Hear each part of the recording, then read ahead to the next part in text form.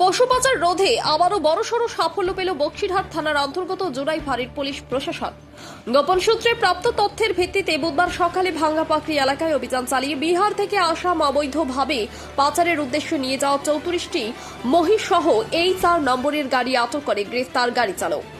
খবর পাওয়া মাত্রই পুলিশ ভাঙ্গাপাকড়ি মোড়ে ফাঁদ পেতে পাচারে ব্যবহৃত গাড়িটিকে চারিদিক থেকে ঘিরে ফেলে এবং তল্লাশি চালিয়ে ভেতরে ঠাসাঠাসি করে রাখা মহিষগুলোকে উদ্ধার করে।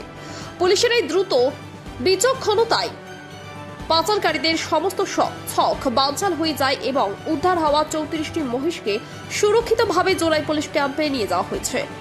এই চক্রের পিছনে আর কার কার হাত রয়েছে এবং পশুগুলোকে ঠিক কোথায় নিয়ে যাওয়া হচ্ছিল তা খতিয়ে দেখতে ধৃত চালককে জিজ্ঞাসাবাদ করা হচ্ছে।